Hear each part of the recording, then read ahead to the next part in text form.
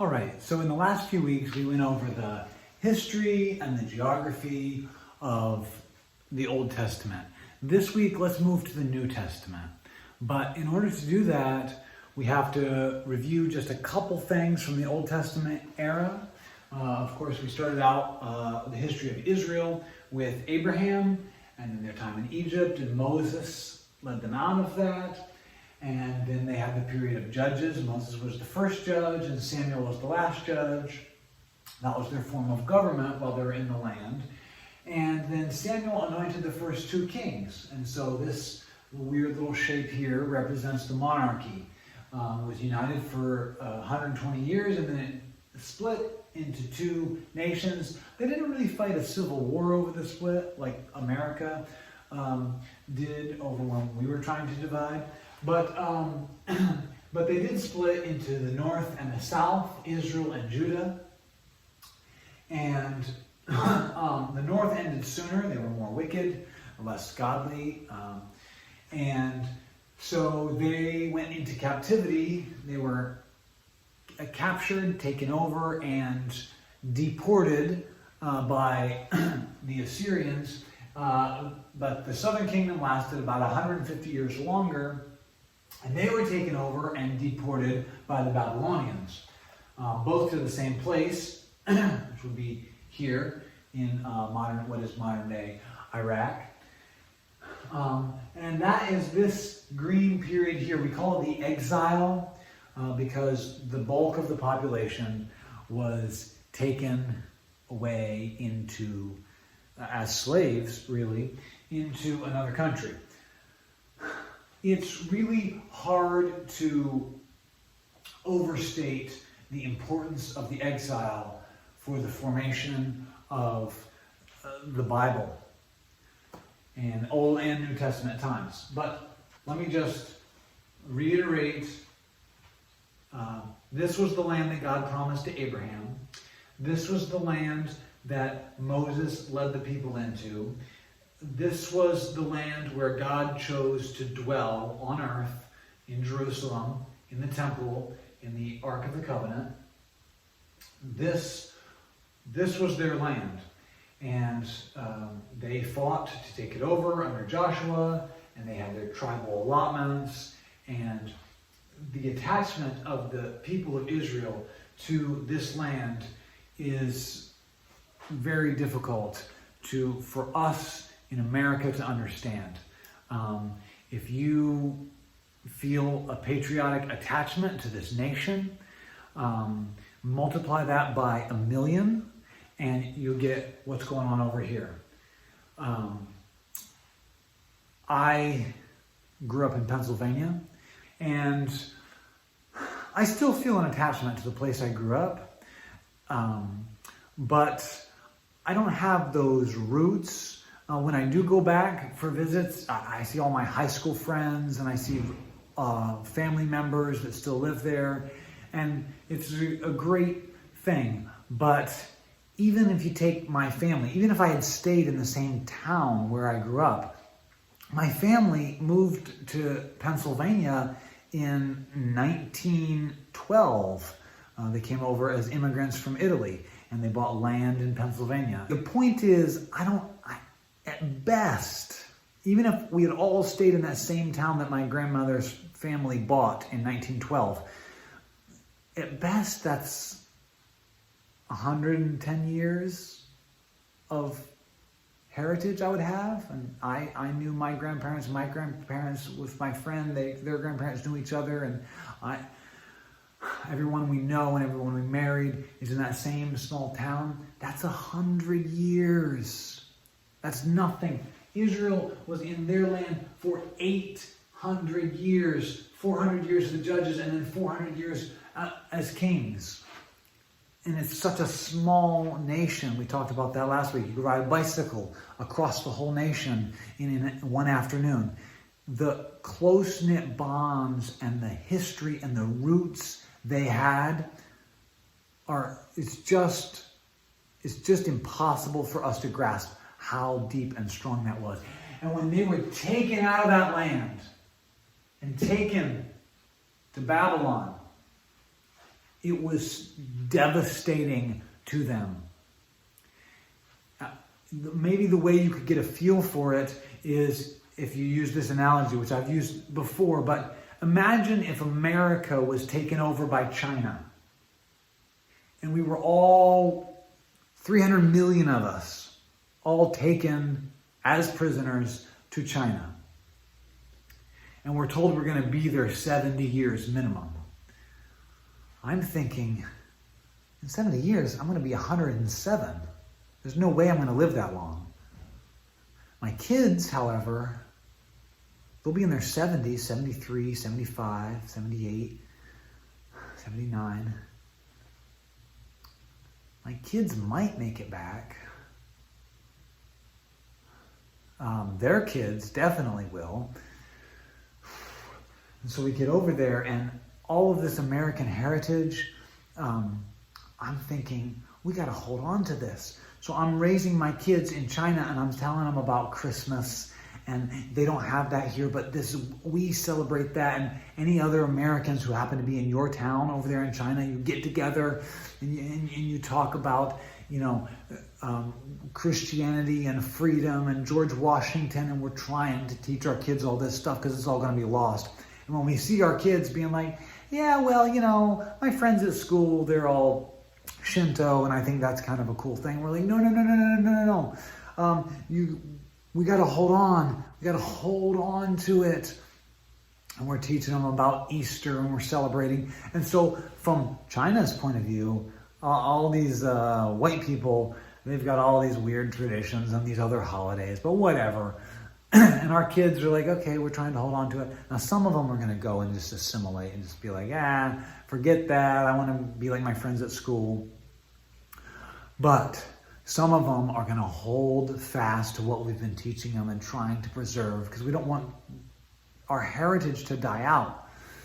And of course, for the Jews, it was much stronger. But for us, even us in America, it's very strong heritage.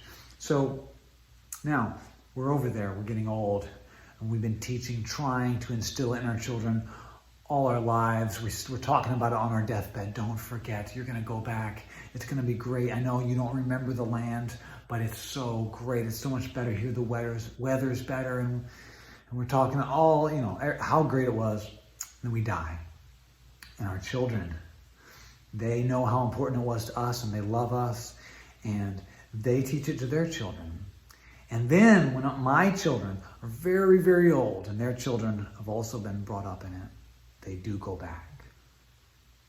And they're back in America, the land of the free, and they're so excited.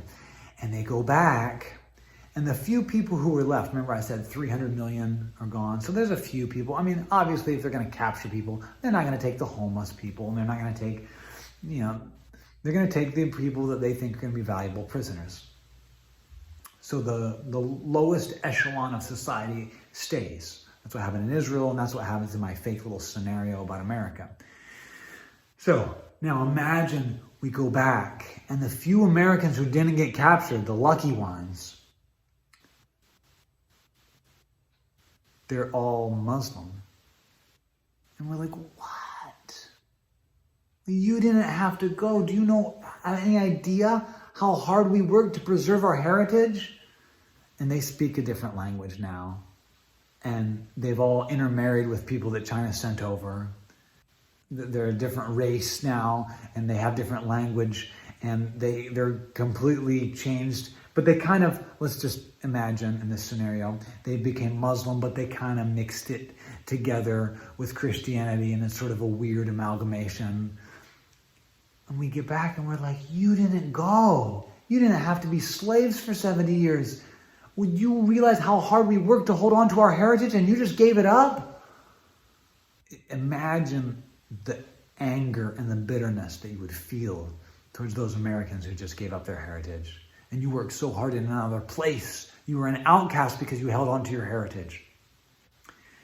That is how the Jews felt in the post-exile when they went back. That is how the Jews felt when they went back to their homeland, and the poorest of society had intermarried with other people and had become half-breeds in the feelings of the Jews, half Jews by race and half Jews by religion. They had mixed polytheism together with Judaism, and they had a different place where they worshipped, and they only held to the first 5 books. They rejected all the other books of the Holy Scriptures. It's just a weird mixed religion. And the Jews were so angry. They had held on for so long. And when they came back, let's do a zoom in map of Israel so we remember learning about Mount Carmel, and remember learning the raisin and rope and peanuts, so the Sea of Galilee, Jordan River, and Dead Sea. So hopefully you can see that. Now, let me just darken it just in case you can't see it. Okay, so they come back to the land finally after 70 years or more.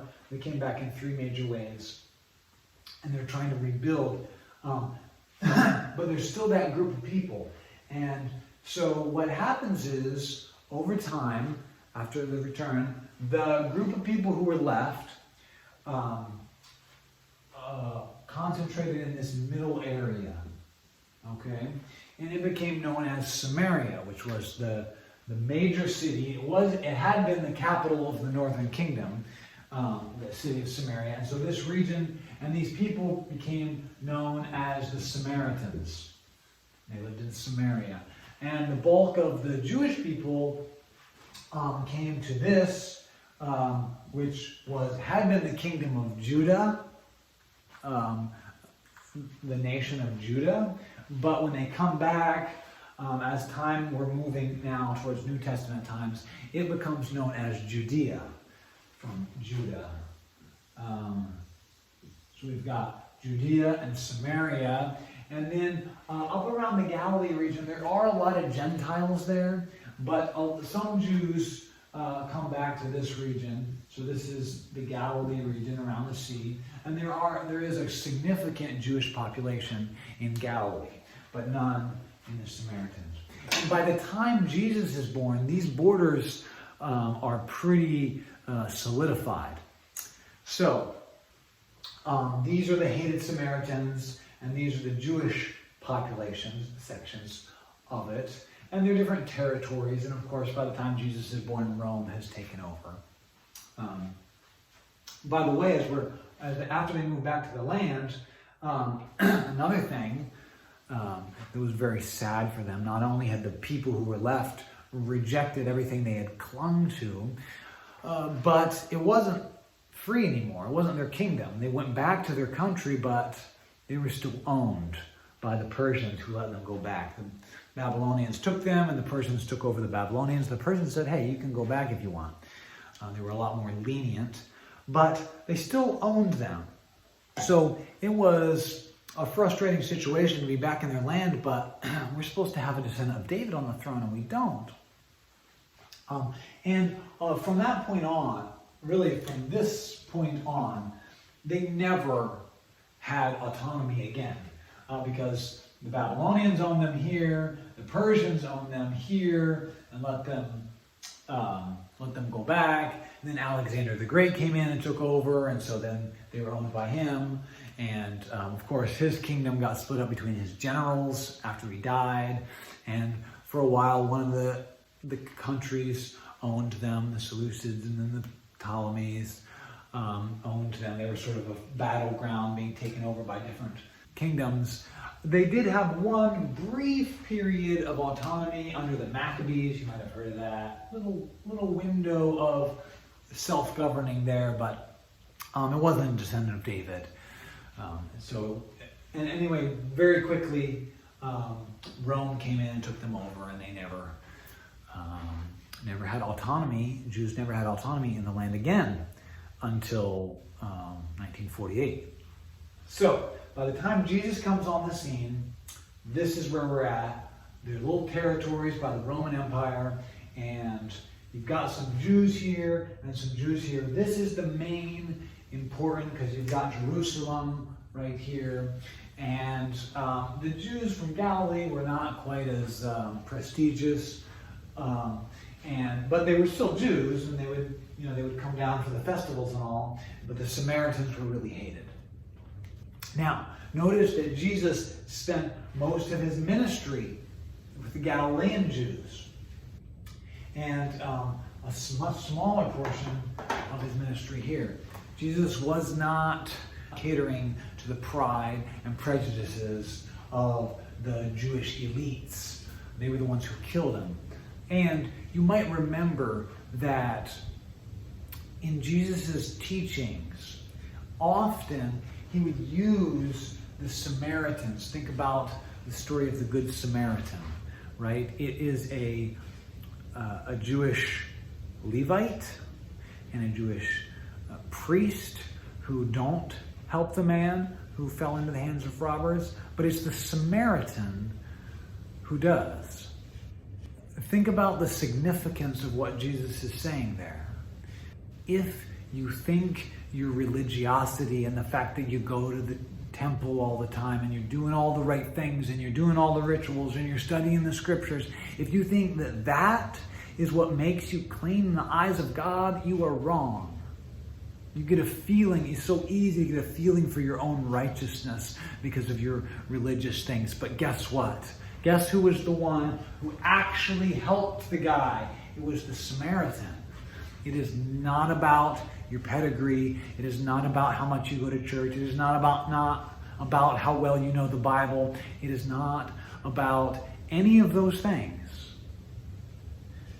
It's about your heart before God. Now, that doesn't mean that church is not important. Church is very important. Church is God's plan for his people, Christians. But Jesus' point here is that there is something else. It's not the rituals. It's not the religion. And think about the story of the Samaritan woman at the well that Jesus talks to.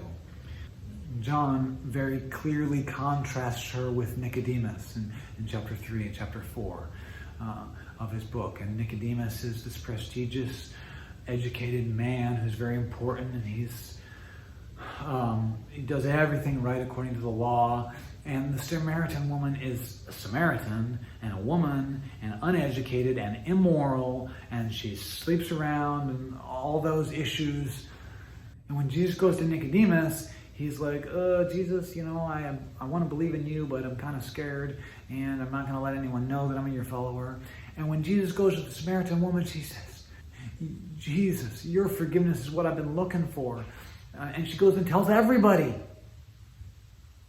The point is, it's about your relationship with Jesus. It is not about anything else.